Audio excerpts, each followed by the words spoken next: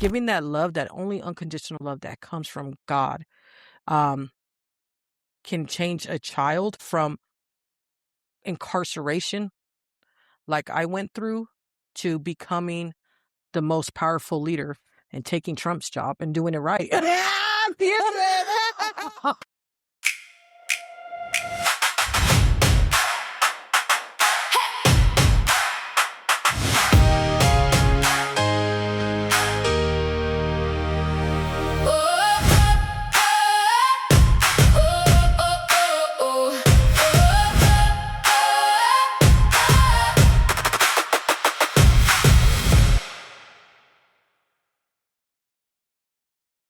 No shame to my mother, but growing up, my mother always tried to silence me. We were taught what happens in the home stays in the home. Mm-hmm. You don't talk about it. Mom, I'm being sexually abused. I'm being beaten and called a liar. Mom, this is happening. It doesn't matter. You don't talk about it. And so for my early childhood years, I wouldn't speak. I just became numb, right?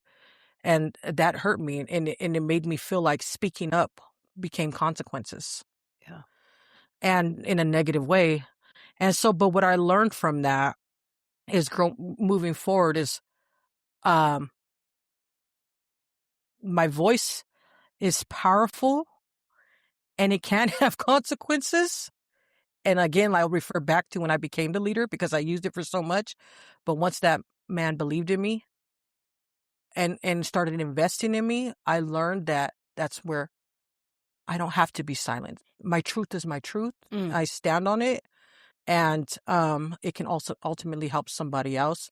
And so, but I had to find it. It just didn't come easy. And so today it's like, I won't be silent. And I have a problem with my mouth. I've had a problem with my mouth. And I've heard it so many times. You come off very strong, but it's because that little girl has the need to speak up. And I speak up now. So, yeah. And what would you tell that little girl today? I would tell that little girl, you are enough. You matter. What happened to you was not your fault.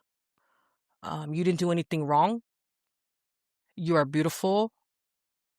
You are amazing. You're going to go through a lot of shit in your life. But I promise you, you're going to come over it and you're going to outsoar anybody. And I love you. You know, what I've learned about love, right, is that the world based love on conditions. And I always refer to my higher power because you have to have the love of God, and which is unconditional love, which allows the right to fail, right? And so what I would tell people is that children are like sponges. As children, we absorb everything. We mimic things. We mimic our mentors, our parents, our environment. And that's ultimately what we're shaped into. But taking the time to nurture, guide, spend quality time, uplift. I'm a firm believer of like celebrating even small things can really help and change the trajectory on somebody's life. And I think giving that love, that only unconditional love that comes from God, can change a child from incarceration, like I went through, to becoming the most powerful leader and taking Trump's job and doing it right. So my life today, I've been home 17 months after serving 25 years of incarceration. I have an amazing support from my family. The family reunification has been mind-blowing, and the way that my family and I have come together and just bounced back, and their support and love has been amazing.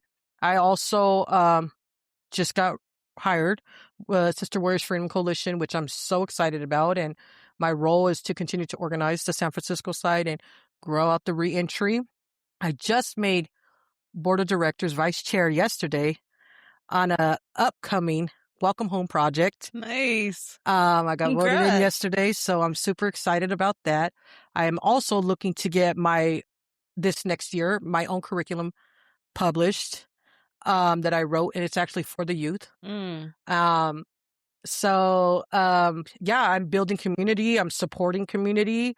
I've been able to do platforms where I've told my truth about legal barriers of in the mental health system, how it's failing inside of the incarcerated prisons. I'm getting ready to go back into Chowchilla Prison, May 23rd, for a group that I helped write the bylaws and get it up and going, and it finally became an ill tag, and they're having a graduation. I was just invited back in. Amazing. I've been able to support over 20 incarcerated people coming home out of my own pocket with phones, clothes, money, rides. God provides, you know? So, Mm-hmm. yeah, I've been sober 5.5 years. Got off Amazing. parole 1 year home after 1 year Yes. home. So, like I'm doing amazing. Um, Despite the challenges that have been coming home after 25 years Yeah. and not speaking the same language as the world out here. Yeah. But again, I'm resilient, and the sky's the limit. Yes. You're so inspiring. Okay, so you got hired at Sister Warriors, Sister Warriors. which is part of Young Women's Freedom Center. And Sister Warriors is guided by the Sister Warriors Freedom Charter. 500 women wrote over 5 years. What do you believe it would take for us to realize that kind of freedom in the United States? I think it would take to get Trump out of office. Okay. Number one, for the people in our community to really understand and see who they're voting for, because they're putting these people into Congress or Senate, and they're opposing so much that is for the community and for things that our community is trying to build. I also think it's for more people to get more involved, to show up to places, to use their voice, tell their stories, to have campaigns, door knocking.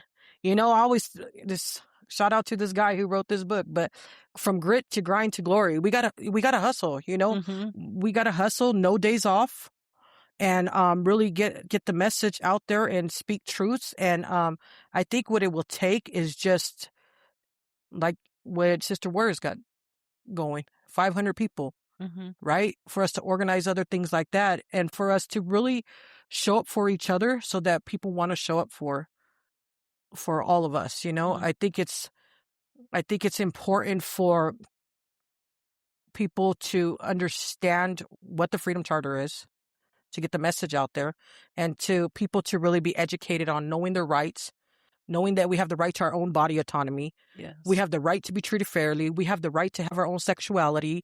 There's so many things that we have a right to, that if you look at the communities that are Black and brown, a lot of people don't know their rights. Mm. So I think it's just getting more into those communities and like starting from the ground up. Mm. That's what I think, and I'll help spirit it. Yeah. Once my foothills. Yeah. So just want to say I grew up in an environment that was meant to fail me, with parents who didn't know how to be parents because of their past traumas and all they've experienced, full of addiction and violence, and that became my normal, right? But incarcerated at a young age, from the age of 13 in and out to 18 to coming home just a few months ago. I'm a survivor. I'm not a survivor. I'm an overcomer of trauma. Mm. I'm an overcomer of a environment that was meant to break me, a carceral system that didn't pay attention or didn't even notice me. It meant to break me, to dehumanize me and strip me and erase me. I'm an overcomer of that. I have utilized all of that to transfer it into passion, purpose, positivity, giving back, showing up, finding my voice, and now using it in a way that's nonviolent, that can help create change and share my story of success, so that the world and people can see, and the incarcerated population who's sitting in those cages right now, to really know that you matter. We are the subject matter experts. Um, we who better to talk somebody off a cliff than somebody who's jumped it? And so I just want everybody to know that no matter what our beginning is, our environments, our parents, and the world shapes that for us.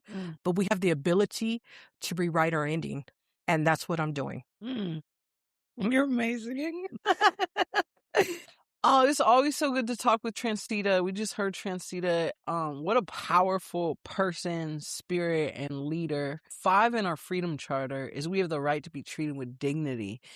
And in Trancita's story, she talks about how one person, after years on the streets and incarceration, said, "I believe in you," and what that meant to be treated with dignity, to be seen, to be heard, and how that allowed them to transform their own lives. But also, when I see them now and the work that they do, what it means to support other women coming home, making sure that they are not just left at the gates, but that they have people that care about them, that treat them with dignity, and how transformative that is.